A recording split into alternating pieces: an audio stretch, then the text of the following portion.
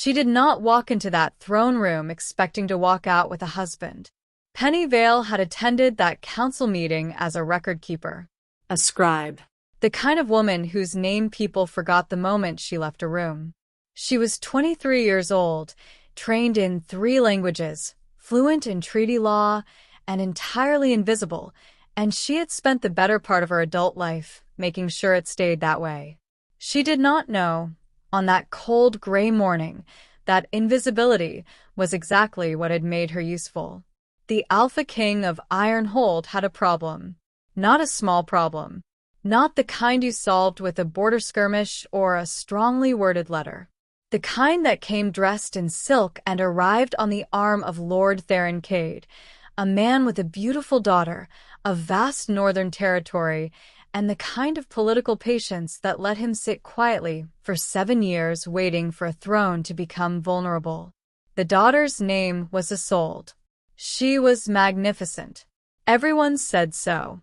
And she had been intended, informally, quietly, politically, for King Bram of Ironhold.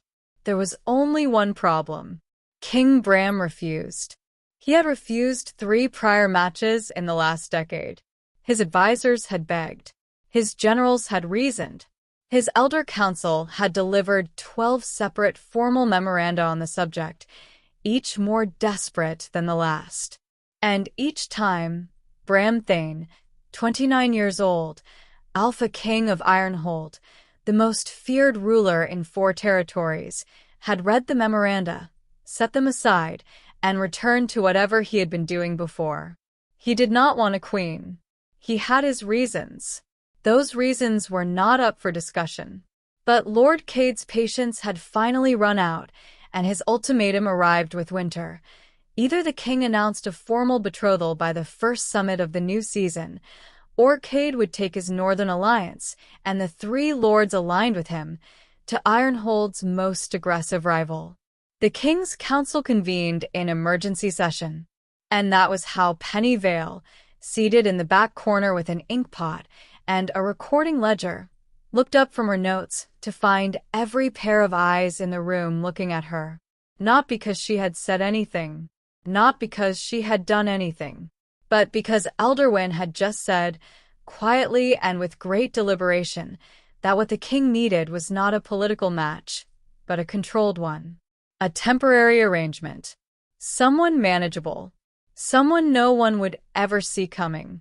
Someone, in short, who was already in the room. Penny looked behind her. There was a wall. She looked back at Elderwin. He smiled. She said, very carefully, I am a scribe. Yes, Elderwin replied. That is rather the point. Chapter 1. The terms were straightforward, or so they told her. 1 year. A formal marriage on paper, ratified under territorial law, sufficient to silence Cade's ultimatum and demonstrate that the king had no interest in the Northern Lord's daughter because he was already spoken for. After the year concluded, a quiet annulment. Penny would receive a formal letter of commendation, a modest estate stipend, and the title of former queen consort, which, they assured her with a kind of cheerfulness that made her deeply suspicious, was worth quite a lot in certain circles. She would live at Ironhold Keep. She would appear at formal functions. She would be polite and unremarkable and cause absolutely no trouble. She was, as Elderwin put it, to be precisely as forgettable as a queen as she had been as a scribe. That is, Penny said slowly, a genuinely horrible thing to say to a person. It is a compliment, Elderwin replied. You have no idea how much damage remarkable women have done to this kingdom. She signed the contract on a Wednesday. She met her husband on a Thursday. He was taller than she expected, which was, in retrospect, a ridiculous thing to notice first about an Alpha King, the tallness, but it was the first thing. He filled the doorway to the council chamber the way weather filled a sky, completely, and with the impression that it had always been that way and always would be. Bram Thane was not handsome in the way portraits flattered. He was harder than that. Dark hair, cropped close. a jaw that looked like it had been carved rather than grown, eyes the color of deep forest shadow, brown so dark they read nearly black in certain light. He wore no crown. He wore a high-collared coat, military gray, with no ornamentation except a single ring on his right hand, silver, set with a wolf's head. He looked at Penny the way she imagined he looked at contracts. Briefly, efficiently, without warmth, but also without hostility. She was a document to be processed. "You're the scribe," he said.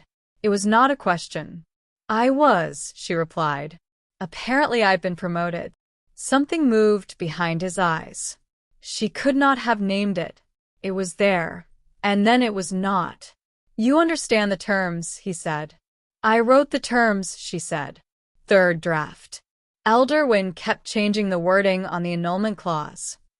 This time the thing behind his eyes stayed long enough that she could name it. Surprise. "He did," Bram said. He did. "I recommend you read the final version carefully." He slipped in a provision about shared asset review that was not in the original. She paused. "I flagged it." He removed it. "But I would check."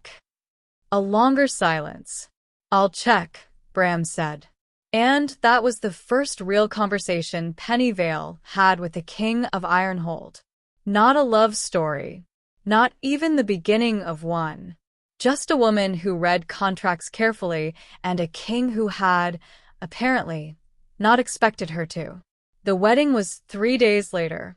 It was a private ceremony, witnessed by the Elder Council, a single general, and a hound who wandered in from the East Corridor and was not removed because no one wanted to interrupt the officiant. Penny wore a borrowed dress, deep blue, 2 sizes too large in the shoulder.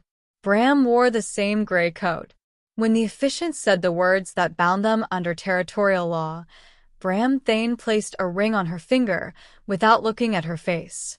It was a plain silver band, thin and unadorned. Later, she would learn it had belonged to his mother. She did not know that yet. The hound sneezed. "Congratulations," Elderwin said, and smiled the smile of a man who had just solved a very expensive problem. Chapter 2. Ironhold Keep was not what she had imagined.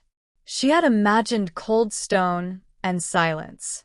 Long corridors full of stiff-backed guards. A place built for intimidation and very little else. She had been told the king did not entertain. She had been told the keep had not hosted a formal dinner in 4 years. She had been told, by 3 separate advisors, that she should not expect comfort. What she found was a library so large it had its own fireplace. 3, actually.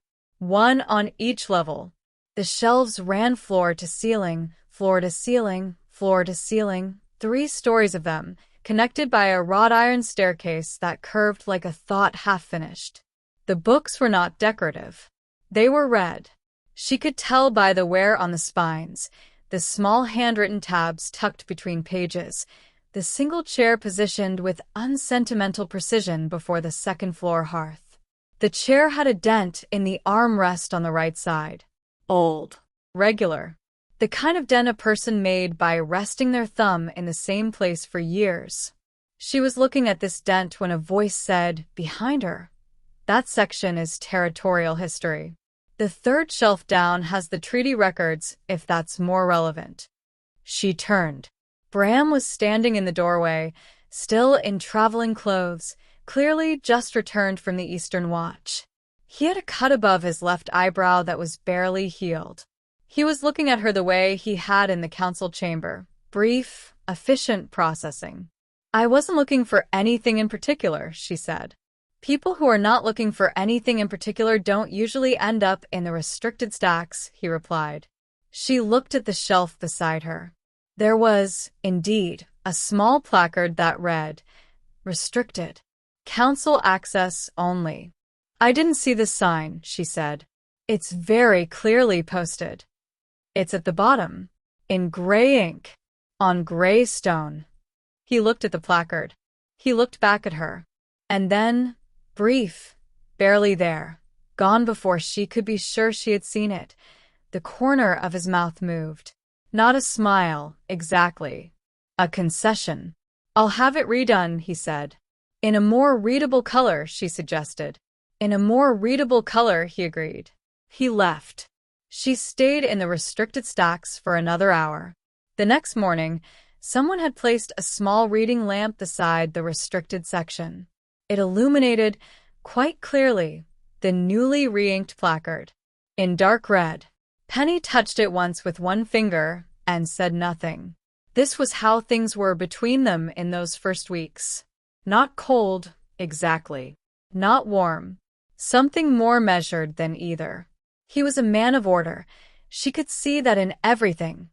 The way correspondence was stacked in precisely graded rows on his desk, the way meals arrived at the same hour each day, the way he read reports in the same chair, at the same fire, beginning always with the military dispatches and ending always with the trade records.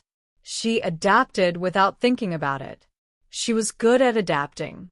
She had spent her whole life learning the rhythms of rooms she didn't belong in. But this was the first time a room had ever begun to adapt back. Small things. The reading lamp. A second chair appeared in the library, positioned at an angle that suggested it was not for her, but could be used by her should she choose. A cup of tea arrived one morning with her breakfast that she hadn't ordered, bitter and dark, the way she'd mentioned, once in passing, that she preferred it. She didn't comment on the tea. He didn't comment on the chair. It was a peculiar kind of politeness, negotiated entirely without words. She met the keep staff one by one. Asna, the head housekeeper, who looked at Penny with the particular expression of a woman who had seen many temporary arrangements and was reserving judgment. Holt, the king's personal aide, who was young and anxious and kept a list in his breast pocket that he consulted at intervals with the expression of someone defusing an explosive device. Captain Riva, the head of the king's guard, who shook Penny's hand with the grip of someone who wanted her to know that she had opinions about this arrangement, and they were not entirely favorable. He hasn't slept a full night in about 3 years, Asna told her on the 4th day, over the kitchen fire unprompted. Penny looked at the housekeeper. Why are you telling me that? I'm not telling you anything, Asna said. I'm telling the wall. You happen to be standing near it. Penny looked at the wall. The wall offered no further information. Right, she said. He works until the 2nd bell most nights, Asna continued, to the wall. In the upper study. Alone. The fire burns low, and he doesn't tend it. That sounds cold. It is cold. He doesn't seem to notice. Or he notices and he doesn't care. It's hard to tell with him. She paused. Has been for a long time. Penny went back to her rooms. She looked at the ceiling. She told herself this was not her problem. 3 nights later, at the 2nd bell, she walked up to the upper study with a small iron poker and tended the fire. Bram looked up from his desk. He looked at her. He looked at the fire. He looked back at her. I was cold, she said. Which was not entirely true because this was his study and she had not been invited. Then you should tend your own fire, he said. But he didn't tell her to leave. She set the poker down and looked at the map spread across his desk. Is that the northern border? He didn't answer immediately. Then slowly, the eastern pass. Lord Cade's territory abuts it here. He touched a point on the map without looking at her. She looked at the point. She looked at the contour lines around it. That pass floods in spring. Even if he moves troops through it in winter, he'd have to withdraw before the thaw. You'd have a 2-week window to counter. Silence. How do you know the pass floods? He said. The treaty record from 12 years ago mentions it. There was a dispute about delayed supply lines. She pointed to the relevant ledger on his shelf. 3rd from the left, 2nd shelf. He was looking at her very steadily. You read the treaty records, he said. I was curious, she said. The restricted section, he said. You gave me access, she said. by implication, with the lamp. He was quiet for a moment that stretched long enough to become something else, not uncomfortable, but weighted, like the air before rain. "Sit down," he said finally. Not a command. Something closer to a question, wearing a command's clothing. She sat. They were there until the fourth bell. Chapter 3. It became a pattern, though neither of them named it. Most evenings she spent in her rooms or the library. But some nights, increasingly some nights, she found herself in the upper study around the second bell, and he was there, and neither of them mentioned that this was a choice being made. They talked about maps. They talked about trade disputes and the weight of the Southern grain tax, and a territorial law about Wolfkin inheritance that had 17 unresolved interpretations and had been generating paperwork since before either of them was born. She offered observations. He argued with some of them. She argued back. He argued differently. She reconsidered. It was the most she had talked to any person in years. She did not think about why that was. She was careful not to. One evening in the fourth week, he asked, without looking up from a dispatch, "Do you miss it? The scribing?" She thought about it. The work, yes. The invisibility, no. He looked up then. "You were invisible by design." "Most people are," she said. "The question is whether you chose it or it was chosen for you." He was quiet. Then, which was it for you? She considered the question with the seriousness it deserved. "Both," she said finally. "I was Omega-born, which meant people saw me as invisible whether I wanted it or not. After a while, I decided I'd rather be invisible on my own terms than visible on theirs." "That sounds like control," he said. "It is control," she said. "What else do you have when you're the smallest person in every room?" She had not meant to say it quite like that. It came out cleaner than she intended, stripped of softness. Bram set his pen down.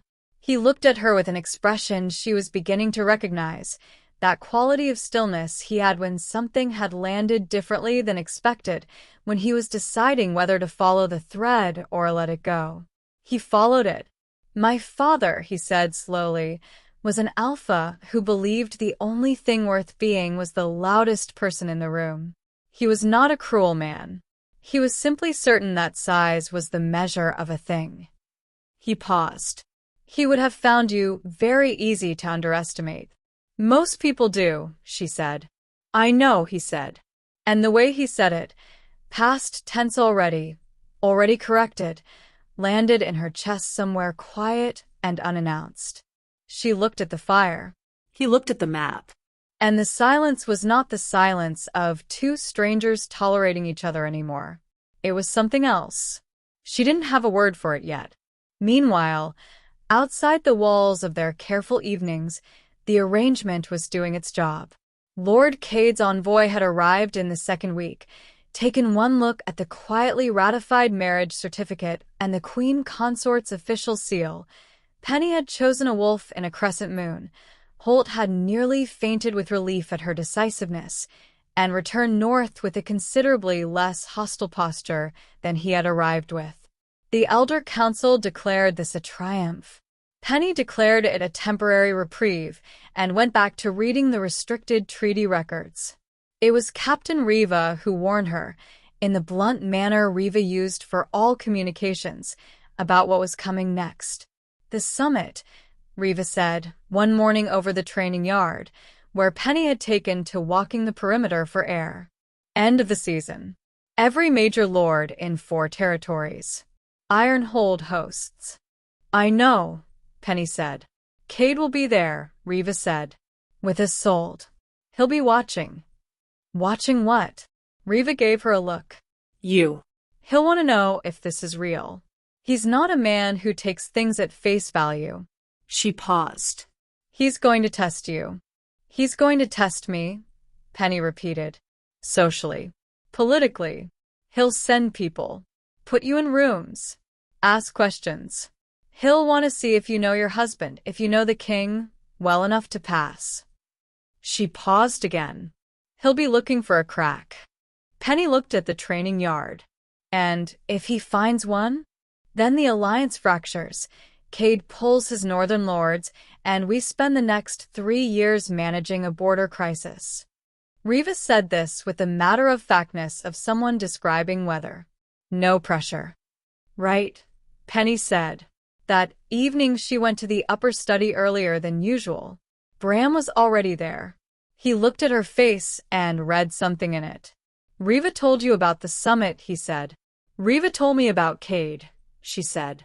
And about the testing. There'll be testing, he confirmed. She sat down. She folded her hands.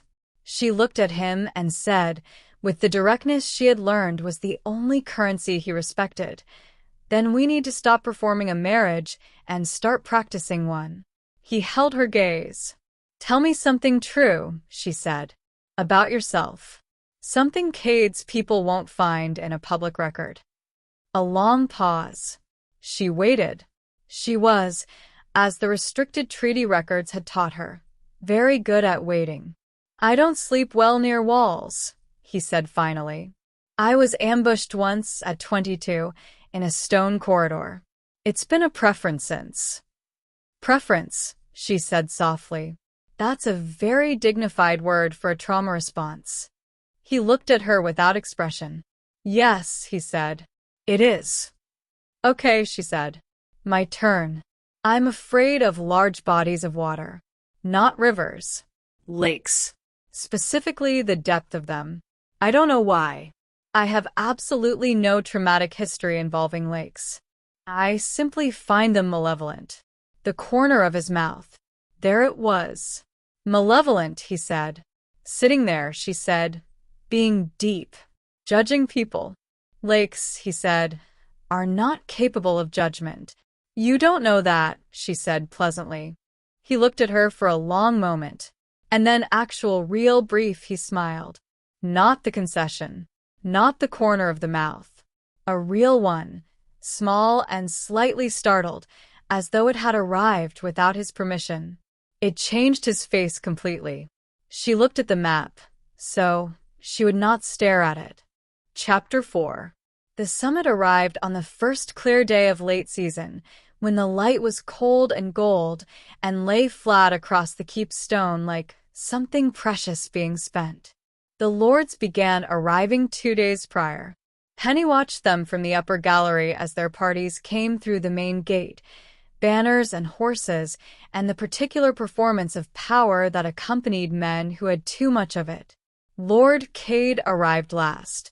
He was not the largest man in the courtyard. That was Lord Farron of the Eastern Reaches, who was roughly the size of a wardrobe. But Cade had a quality of stillness that Penny recognized immediately because she had cultivated it in herself. The stillness of someone who was always watching, always measuring, always waiting for the thing that would give them advantage. He was maybe 50, silver-haired, with the straight back of a man who had never once thought he was in the wrong room. His daughter Isolde walked beside him, beautiful and composed, her expression the professional neutrality of someone who had been diplomatic for so long it had become her face. Cade looked up, scanning the gallery. He found Penny. He smiled. It was a courteous smile. It was also an evaluation. She inclined her head, the precise minimum of courtesy required, and looked away first. Not rudely. Just done. Behind her, she heard Bram say, quietly, "Good." She had not known he was there. "Good what?" she said, without turning around. "You didn't overperform the greeting," he said. Most people, when Cade looks at them, either go too formal or too warm. You did neither. "I was a scribe," she said. "I've spent years being looked at by men who were deciding what I was worth. You learn not to perform for the evaluation." She turned. He was standing 2 feet away, closer than usual, dressed for formal function.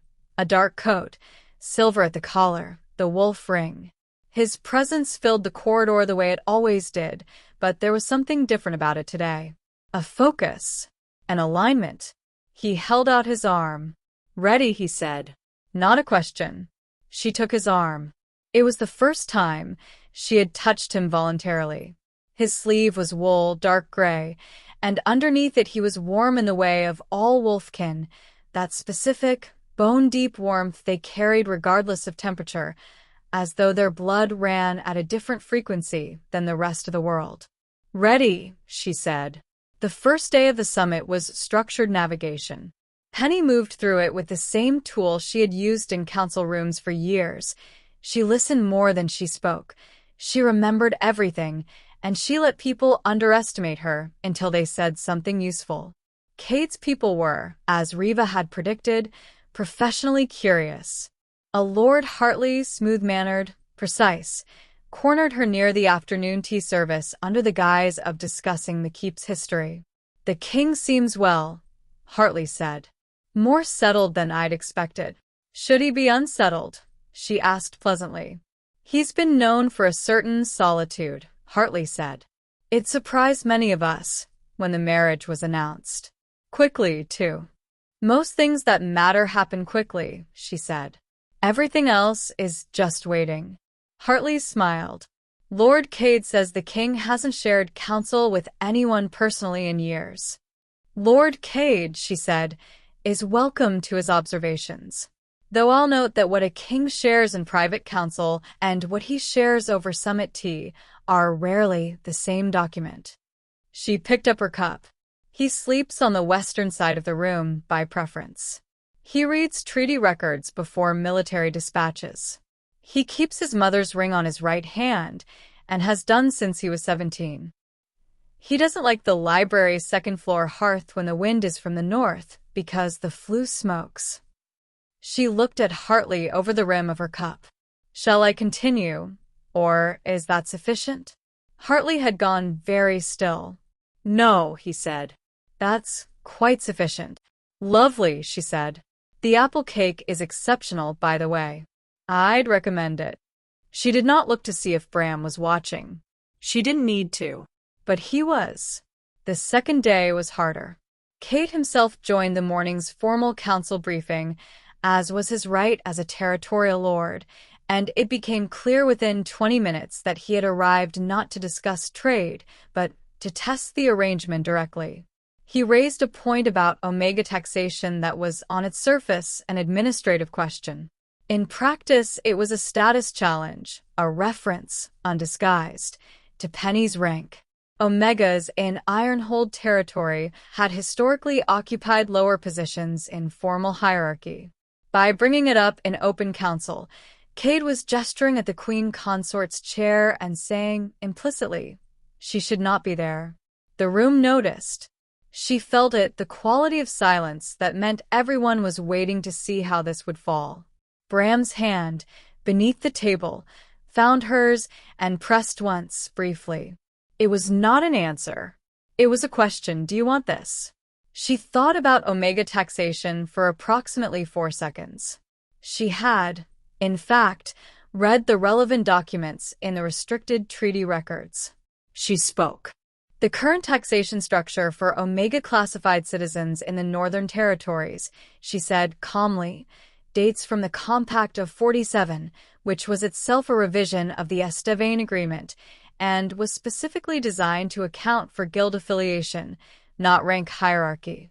Lord Cade's framing assumes a status-based reading of the law. The law itself is actually a trade classification. She looked at Cade directly. "Which means your question, as structured, is based on a misread. I'm happy to walk through the actual text if that would be useful." Silence. Not the waiting silence from before. A different kind. The kind that came after something had shifted and no one had quite processed the direction yet.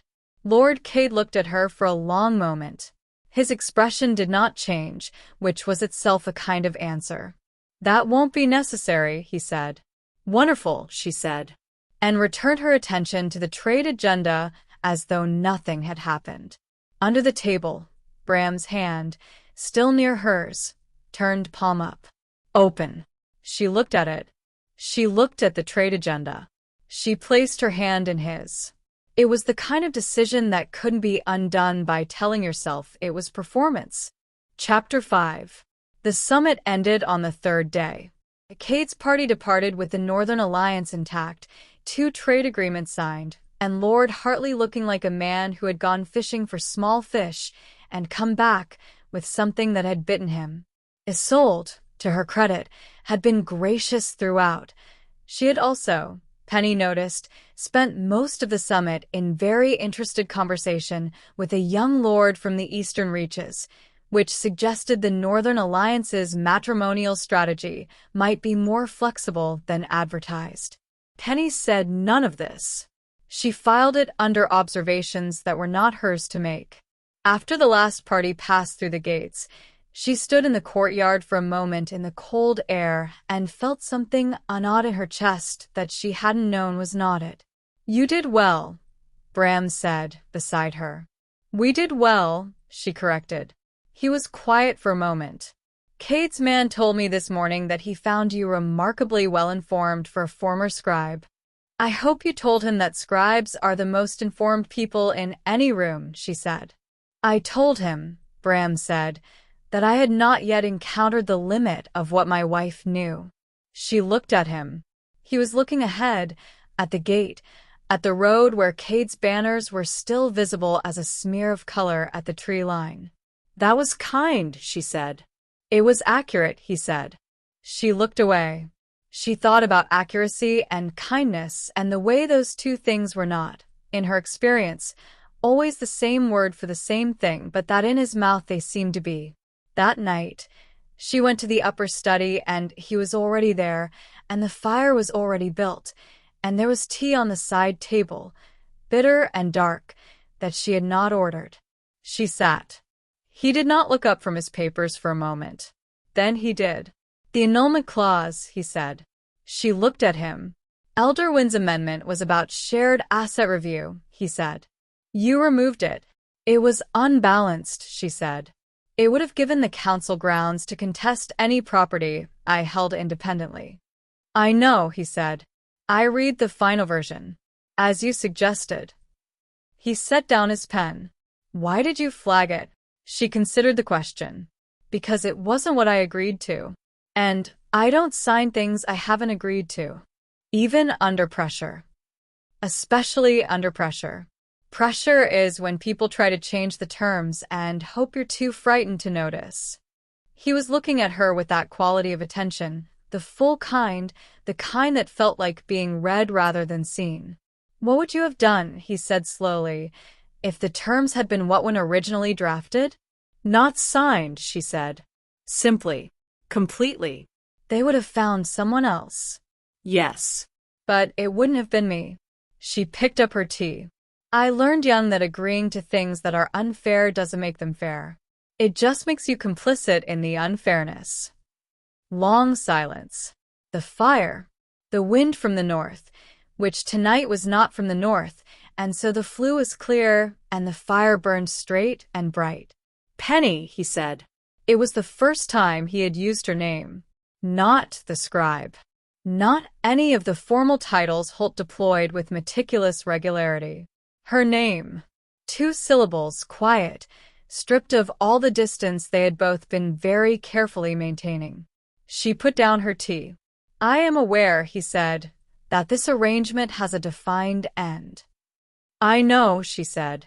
"I am also aware," he said more slowly, "that there are certain provisions in the original contract that would allow the parties to alter the terms by mutual agreement."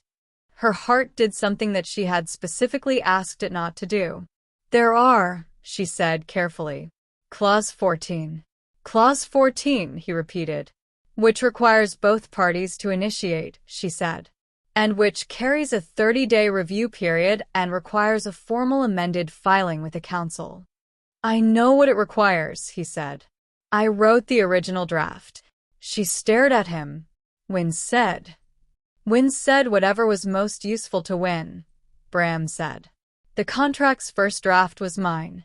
I included Clause 14 because I am," he paused, as if this required effort, "a contingency person." She looked at him. He looked at her. The fire crackled. Outside, somewhere, a wolf called out, not distressed, just present, the sound that wolves made when they were marking the fact of existing, of being there. "You planned for this," she said softly, not accusing, just placing the information in its correct position. "I planned for the possibility," he said. "I did not plan for you. Specifically." That was not, he stopped. Something in his face shifted, the tightly held control of it moving over something that was underneath, quite unguarded. "You are not what I expected." "I'm never what anyone expects," she said. "I know that now," he said. "I did not know it then." "If I had known it then," he stopped again. "If you had known," she said, "what would you have done differently?" The pause was long enough that she thought he wasn't going to answer. And then he stood up, not quickly, but with the deliberateness of someone who had decided, and he came around the desk and he was standing close the way he had been in the corridor before the summit, close enough that she could see the fine detail of his expression, the roughness of the scar above his left eye, the thing in his dark eyes that was not brief or efficient or processing without warmth. "I would have asked," he said, "whether you were sure." She stood up too. They were nearly the same height when she stood, which she had never thought about before, which she thought about now. "And if I had said yes?" "Then I would have said," he said, very quietly, "that I was also sure." She looked at him for a long time. He waited. He was very good at waiting. She was discovering, better than her, perhaps, in this particular kind of patience, the kind that did not push but simply remained. "I'm sure," she said. "I'm sure," he said. And the space between them, which had been so carefully maintained for so many weeks, closed. The door to the upper study, she would note later, was already closed. Had been closed, as it always was when they worked in the evenings, since the very first night. Nothing had ever needed to be locked, because the thing they'd been keeping out was not, it turned out, on the other side of any door at all. The amended filing reached Elder when on a Monday. He read it twice. He set it down. He picked it up and read it a third time. He had, in his 53 years of council service, authored or witnessed 412 formal documents. Treaties, warrants, succession charters, territorial compacts, 2 declarations of war, and 1 very complicated agreement involving a disputed river and 14 anglers who had all felt strongly about it. He had never, in his life, received an amended marriage contract filed by both parties simultaneously, in perfect agreement, under Clause 14. He called for Holt.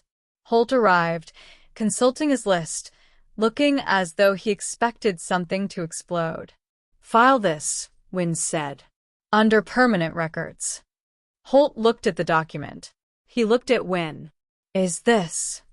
"Don't ask questions about it," Wynne said. "Just file it. Under permanent." Holt filed it.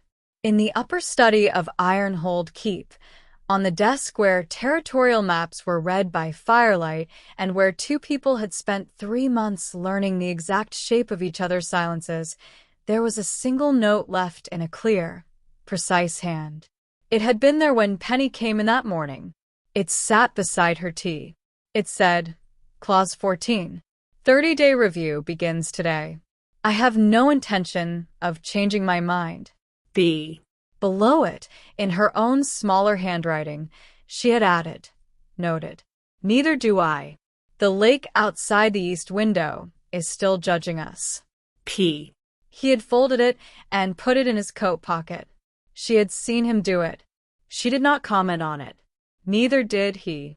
But the fold was careful, deliberate, the fold of someone keeping something that mattered. The fold of a man who had planned for contingencies and found that life, given half a chance, had planned back.